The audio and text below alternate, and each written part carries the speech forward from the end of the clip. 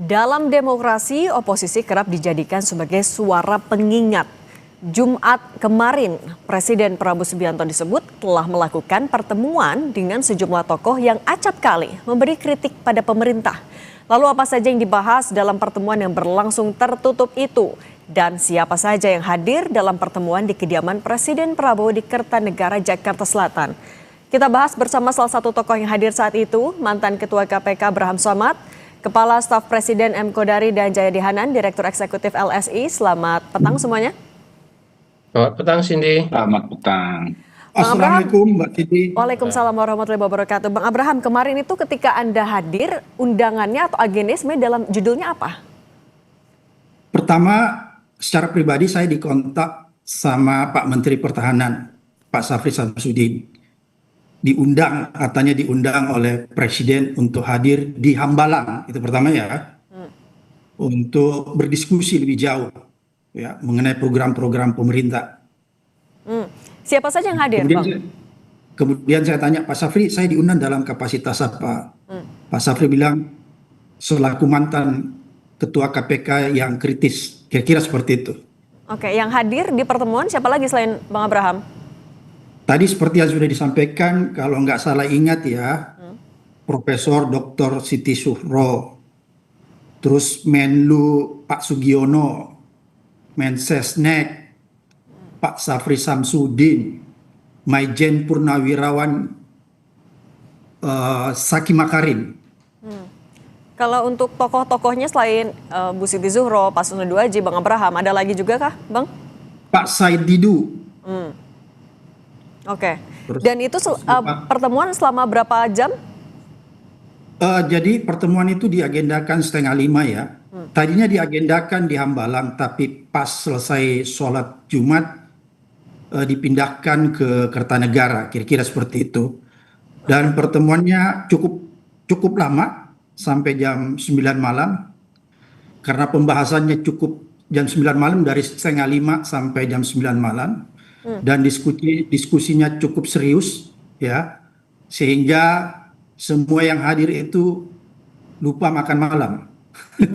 Oke, selama 4,5 jam itu tapi dialognya fokusnya soal apa?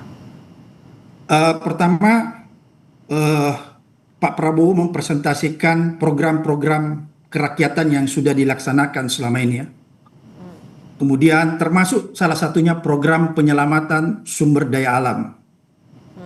Yang pertama. Kemudian yang kedua, Pak Prabowo juga menyampaikan hasil dari forum ekonomi yang dihadiri di Davos, Swiss kalau nggak salah ya. Kemudian pemberantasan korupsi, penegakan hukum, dan reformasi kepolisian. Dan juga disinggung tentang BOP. Ya. Kalau dari semua yang disampaikan oleh Presiden, apa yang menurut Anda sebenarnya paling urgent untuk ditindaklanjuti paling cepat dulu sama Presiden? Ya, sebenarnya Presiden menyampaikan bahwa pemerintahan ini serius ya. Serius memperbaiki tata kelola sumber daya alam. Oleh karena itu, konsentrasi membongkar korupsi di sektor sumber daya alam itu terus akan dilakukan. Seperti itu ya penyampaiannya. Pada saat itu saya sampaikan, Pak Prabowo sebenarnya dulu waktu saya jadi Ketua KPK, itu kita sudah pernah juga konsentrasi terhadap sumber daya alam. Pada saat itu ada namanya Gerakan Nasional Penyelamatan Sumber Daya Alam. Dan saya melibatkan TNI, Polri, dan Jaksa Agung pada saat itu, dan kita menandatangani deklarasi penyelamatan sumber daya alam bersama Panglima.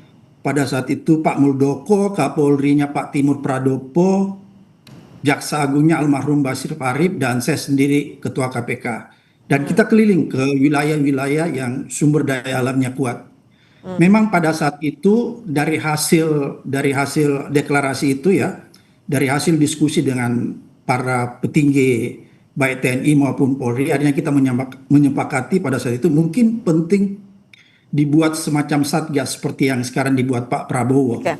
Tapi pada saat itu kita sudah sampaikan ke Presiden SBY, tapi keburu saya dikriminalisasi, ya, keluar dari KPK, jadi saya nggak tahu kelanjutan dari program itu. Tapi saya lihat tetap jalan. Oleh karena itu saya menyampaikan Pak Prabowo bahwa kita apresiasi.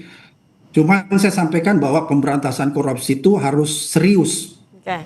Dan ya, saya melihat bahwa pemberantasan korupsi itu harus menyentuh akar permasalahan, bukan di permukaan, kira-kira seperti itu ya. Oleh Oke. karena itu, Pak Prabowo menyampaikan apa sih yang harus dilakukan untuk meningkatkan indeks persepsi korupsi Indonesia. Saya menyampaikan ada beberapa hal ya. Kalau kita merujuk ke United Nations Convention Against Corruption, ada 5 Oke. konsentrasi, ada 5 konsentrasi yang harus dilakukan agar supaya IPK kita itu bisa meningkat. Oke, Pertama sebentar, ada yang Bang disebut Abraham. Oke, soal korupsi itu ya poin yang Anda sampaikan kemarin dengan kapasitas sebagai mantan Ketua KPK. Saya beri kesempatan ke Bang Kodari dulu. Bang Kodari, tapi sebenarnya apa kepentingan Pak Presiden? Apa alasan ia menggelar pertemuan dengan beberapa tokoh ini? Ya, pertama tentu menyampaikan apa-apa yang sudah dikerjakan oleh pemerintah dalam setahun ini. Yang kedua, tadi sudah digarisbawahi oleh Bang Abraham Samad bahwa Presiden menunjukkan atau ingin mengkomunikasikan bahwa beliau sangat serius untuk melakukan perbaikan-perbaikan nasib bangsa dan negara, terutama dari segi pembenahan dan pemberantasan pelanggaran pada aspek sumber daya alam gitu. Dan yang ketiga tentunya ingin mendapatkan masukan dan saran di luar sambil silaturahmi dengan berbagai macam tokoh dan kelompok masyarakat dari berbagai macam kalangan. Tapi ini Begitu inisiasi sih. siapa sih Bang Kodari sebenarnya, Pak Presiden, Menhan, atau justru masukan dari luar, dari publik? Sepengetahuan saya Pak Prabowo itu sudah sangat sering berkomunikasi dengan berbagai macam pihak ya, dan bukan mustahil juga bahwa pertemuan yang kemarin itu nanti akan ada pertemuan-pertemuan yang lainnya. Artinya Presiden terus berkomunikasi dengan berbagai macam elemen masyarakat. Jadi Presiden bukan hanya bicara dengan kabinet, bicara dengan tokoh-tokoh di luar negeri dalam forum internasional, tetapi juga dengan berbagai macam tokoh dan opinion maker di dalam negeri begitu. Dan saya kira tadi sudah disampaikan bagaimana pokok-pokok pikiran atau hal-hal yang disampaikan itu muncul di Davos, dan saya yakin juga dari cerita Bang Abraham Samad ya, walaupun saya nggak ada di situ, itu sama dengan yang beliau sampaikan di retret Hambalang kemarin yang terakhir begitu. Jadi saya kira beliau ingin agar masyarakat, agar anak bangsa ini semua memiliki pemahaman dan perspektif yang sama tentang persoalan-persoalan yang kita hadapi dan cara-cara menyelesaikan program masalah-masalah tersebut. Oke, Bang Kodari, tapi kok juga sempat disebutkan ini adalah tokoh-tokoh oposisi. Kenapa bisa disebut seperti itu? Tergantung juga sih oposisinya kepada siapa dan kapan. Berarti maksudnya Pak Menhan apa dong? Ya, harus ditanya dengan Pak Menhan dong. Ya, kan Pak, kalau pernyataannya keluar Pak Menhan ditanya dengan Pak Menhan. Tetapi kalau tadi cerita Bang Abraham Samad kan ditanya sebagai mantan ketua KPK, dan tadi sudah diceritakan bagaimana antara Pak Prabowo dengan Bang Samad itu nyambung sekali gitu. Jadi apa yang dikerjakan oleh Pak Prabowo sekarang sebetulnya sudah dicoba dikerjakan oleh Bang Samad beberapa tahun yang lalu gitu. Jadi sebetulnya sih dari forum-forum begini ternyata ketemu ya bahwa apa-apa yang pernah dipikirkan oleh anak bangsa itu ternyata dikerjakan oleh Pak Prabowo. Berarti kalau Anda bilang nggak ada posisi ya. Nah, kalau dari Mas Jayadi sebenarnya apa kepentingan tokoh masyarakat sebagaimana dikatakan oleh Pak Mensesnek. Mungkin kalau saya tambahkan lagi ya istilah yang lain ya, supaya seru ini opinion maker. Kalau gitu, Bang Samad ini kan banyak pengikutnya, Bang Said itu banyak pengikutnya. Oke. Saya minta pendapatnya Mas Jayadi dulu ya Bang Kodari. Kalau gitu, Mas Jayadi, kenapa tokoh-tokoh ini sampai diundang? Pak Presiden atau Istana punya kepentingan apa sih? Ya, kalau kita ikuti pemberitaan kejadian-kejadian selama beberapa bulan terakhir, akhir tahun 2025 sampai awal 2026 ini kan ada sejumlah isu, baik isu politik maupun kebijakan yang menarik perhatian publik dan cenderung menimbulkan kontroversi kan. Misalnya akhir 2025 itu ada bencana di Sumatera yang kemudian dikaitkan dengan isu-isu sumber daya alam kan. Itu mencuat. Kemudian isu pilkada langsung atau tidak langsung itu juga cukup kontroversial dan dibicarakan oleh publik. Lalu isu reformasi Polri ya, dimulai dengan pembentukan komite reformasi dan seterusnya, itu sampai ada semacam pemberitaan kontroversial tentang tanggapan Kapolri Polri tentang posisi Polri di bawah kementerian dan sebagainya. Dan yang terakhir yang pasti sangat menarik perhatian publik dan pasti menimbulkan kontroversi adalah posisi Indonesia di DOP. Tadi disebut juga sedikit oleh Bang Abraham, DOP, apa? BOP, BOP, Board of Board Peace, of ya, Peace, Dewan Perdamaian yang dipimpin oleh biasa. bentukan dan dipimpin oleh Trump. Tapi Mas Jayadi, Jadi saya kalau kira misalnya memang tujuannya untuk menjelaskan itu, tapi apakah di baliknya ada motif juga misalnya mau merangkul orang-orang yang kerap kritis sama pemerintah, atau ada alasan lain nggak sih? ya tentu itu salah satunya kan. Itu dalam bahasa Bang Kodari itu berkomunikasi kepada publik melalui tokoh-tokoh yang punya banyak pengikut, kan itu kira-kira kalau saya simpulkan dari bahasa Bang Kodari tadi. Yaitu saya kira salah satu tujuannya kepada publik. Apa kalau kita lihat nama-nama yang diajak bicara ini kan ada Bang Abraham kritis dalam soal-soal pemberantasan korupsi, ada Pak Said Didu kritis dalam soal-soal terutama tata kelola sumber daya alam, lalu nah dua orang ini boleh disebut sebagai tokoh publik yang kritis kan terhadap kebijakan ya, bukan oposisi secara atau kritis secara posisi politik. Tapi sudah Tapi cukup kalau merepresentasikan kalau misalnya sebagai kritik dari masyarakat atau sebagai dalam tanda kutip tokoh oposisi, kalau tadi sempat disebut juga Pak Menhan, sudah merepresentasikan itu? Iya pasti belum, karena kan ada banyak tokoh di publik kan yang bisa disebut kritis. Jadi mungkin Pak Prabowo merasa yang lebih penting dulu, yang lebih urgent dulu dengan yang mereka ini kan. Bu Siti Zuro mungkin ada kaitan dengan soal kepemiluan, termasuk pilkada yang juga kontroversi. Kemudian Bang Abraham soal korupsi, Pak Saididu soal sumber daya alam, kemudian Pak Susno. Pak Susno Aji kan tidak bisa disebut sebagai tokoh kritis kan, dia lebih ke orang yang cukup objektif melihat bagaimana reformasi Polri dan dia punya pengetahuan yang sangat dalam karena pernah menjadi orang dalam gitu. Jadi ada nomor satu saya kira yang diinginkan oleh Presiden. Saya setuju dengan Bang Kodari tadi bahwa mungkin ada soal masukan kebijakan, itu satu yang diperlukan, yang ingin dituju ya. Yang kedua adalah soal berkomunikasi kepada publik melalui tokoh-tokoh ini. Yang ketiga saya kira itu juga menunjukkan kepada publik bahwa secara politik Presiden itu terbuka dengan semua kalangan termasuk tokoh-tokoh yang kritis. Itu tampaknya yang ingin dicapai melalui dari sisi politik gitu. Tapi saya kira ada satu lagi yang mungkin juga ingin dicapai oleh Presiden. Saya ingat yang disampaikan oleh Pak Sapri ketika menyampaikan bahwa Presiden bertemu dengan tokoh-tokoh oposisi itu tanda kutip adalah beliau menyatakan bisa jadi ada orang dari pihak pemerintahan yang juga tidak serius mengelola sumber daya alam itu sehingga kemudian mengakibatkan persoalan yang dialami sekarang. Itu artinya Presiden ingin juga menunjukkan ke dalam bahwa Presiden punya banyak cara untuk menegur atau dalam serius menangani masalah ini, termasuk sinyal kepada internal birokrasi Presiden sendiri agar betul-betul serius dalam menyelesaikan masalah-masalah yang menjadi kontroversi publik itu. Oke, kalau misalnya memang Presiden membutuhkan masukan sebanyak-banyaknya juga termasuk dari luar, apakah Bang Kodari artinya Presiden akan memanggil tokoh-tokoh kritis lain, termasuk kalau misalnya memang oposisi dari partai politik mungkin, tapi ditahan dulu, dijawab usai jeda. Tetap bersama kami di Kompas Petang.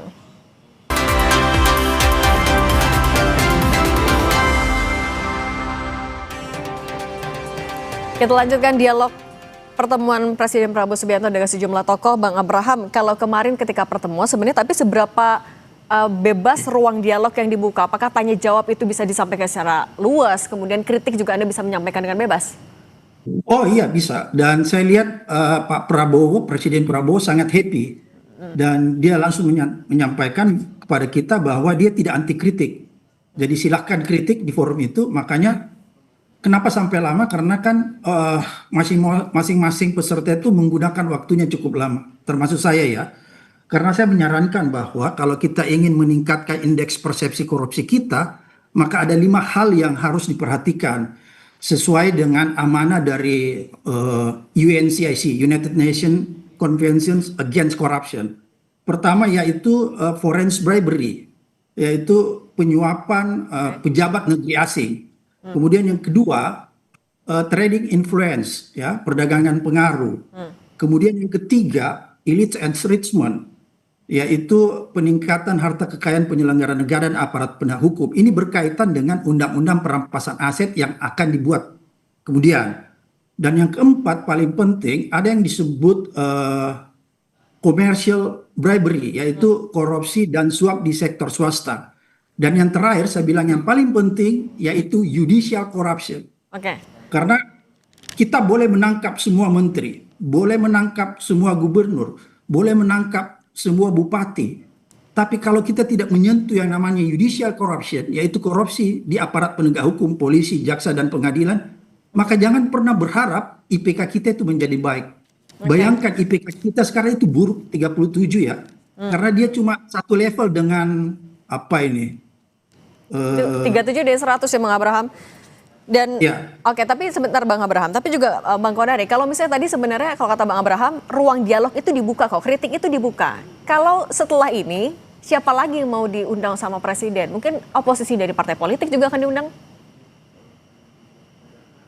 Nanti semuanya masih dinamis ya, tapi intinya poinnya adalah bahwa Pak Prabowo sangat terbuka untuk dialog, termasuk juga mendengarkan kritik dan masukan dari berbagai macam kalangan, seperti yang sudah diceritakan oleh Bang Samad dan sudah dialami oleh teman-teman yang ketemu hari Jumat yang kemarin. Saya kira itu sih poin pokoknya. Ini dengan bisa dibilang siapa sedang dan merangkul kapan. tokoh-tokoh yang kritis juga nggak Bang? Atau mungkin memetakan potensi kritik?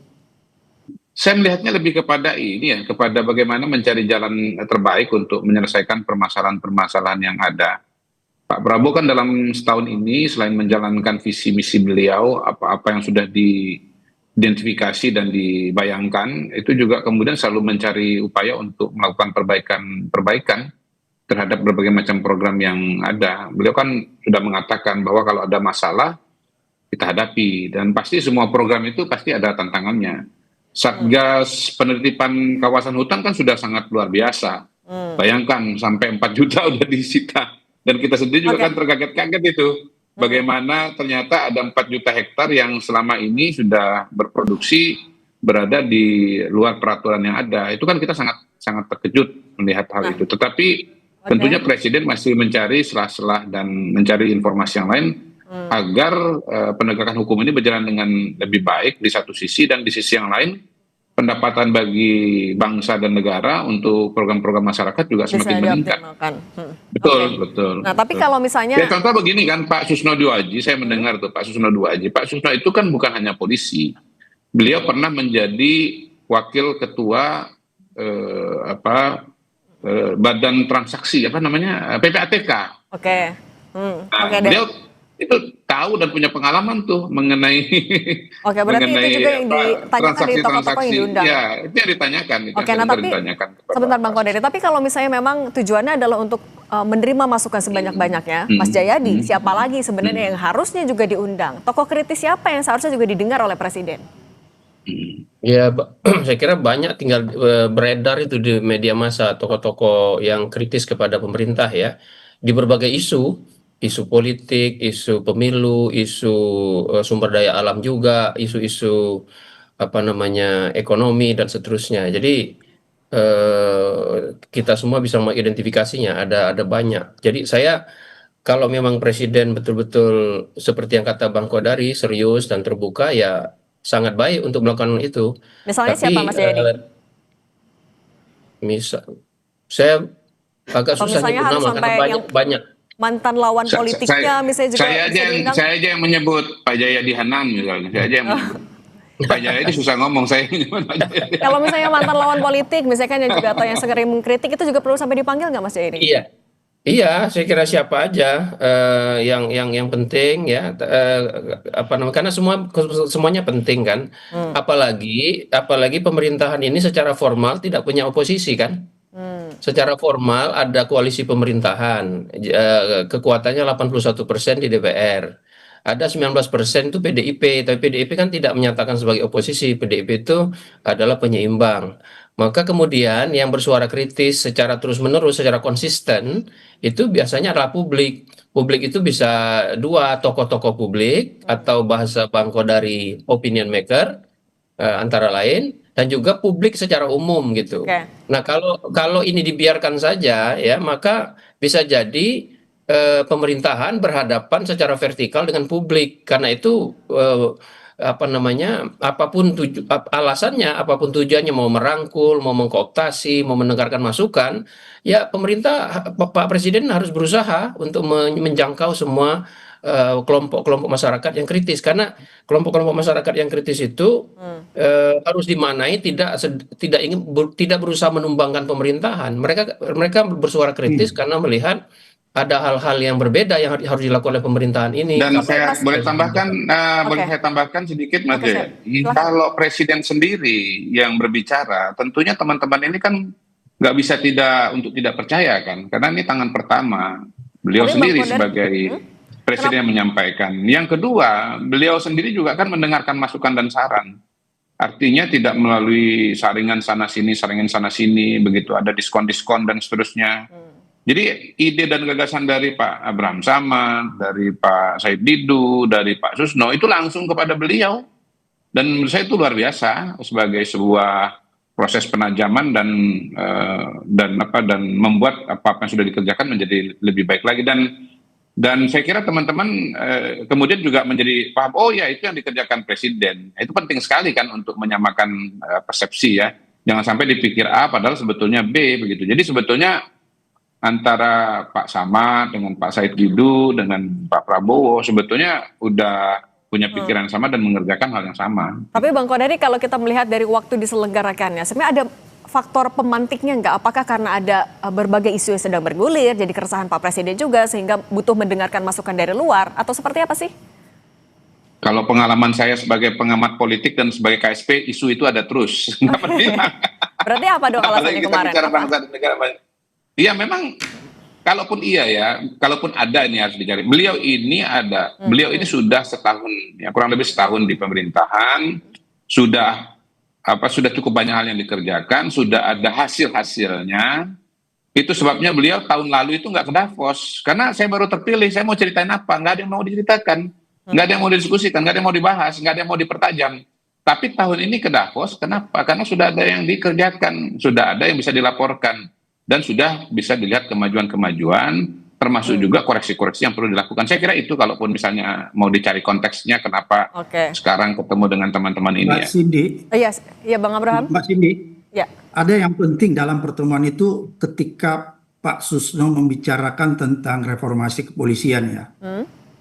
Akhirnya forum itu kelihatannya sepakat semua ya, sepakat teman-teman yang diundang bahwa reformasi kepolisian itu harus terus berjalan.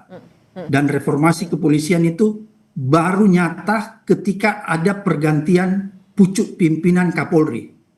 Itu berkembang dalam diskusi itu, sehingga Pak Susno, teman-teman semua menyatakan bahwa kalau tidak ada pergantian di pucuk pimpinan Polri, maka boleh dikatakan reformasi kepolisian itu berjalan setengah-setengah. Itu yang pertama.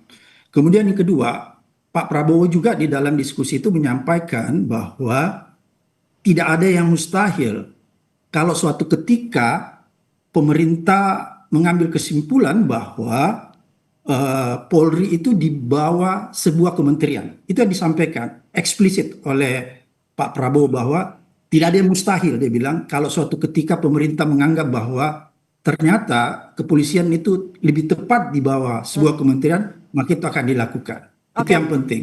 Oke, Bang Abraham Dan- juga ini mau menegaskan dulu, tapi setelah pertemuan yang setelah kemarin, apakah tokoh-tokoh ini termasuk juga Bang Abraham akan memastikan bisa tetap kritis kepada pemerintah? Singkat saja. Tetap, karena gini ya, saya ingin sampaikan bahwa kemarin di akhir pertemuan itu Pak Prabowo menyatakan diskusinya kan belum selesai, maka akan dilanjutkan kemudian diskusi di Hambalan dengan membuka forum yang lebih lebar, lebih melibatkan lagi banyak tokoh. Karena ada beberapa hal yang belum terselesaikan kemarin di dalam diskusi itu. Oke, sehingga Dan butuh insya Allah kita akan terus memberi kritik ya. yang konstruktif ya. Kita akan memberikan terus kritik yang konstruktif untuk Oke. pembangunan bangsa dan negara ini. Oke, Itu jelas. pertemuan dengan tokoh-tokoh itu yang untuk mendengar semakin banyak masukan. Bang Abraham Samad, Bang Kodari, Mas Jayadi Hanin, terima kasih sudah berbagi bersama kami di Kompas Petang. Sehat selalu semuanya.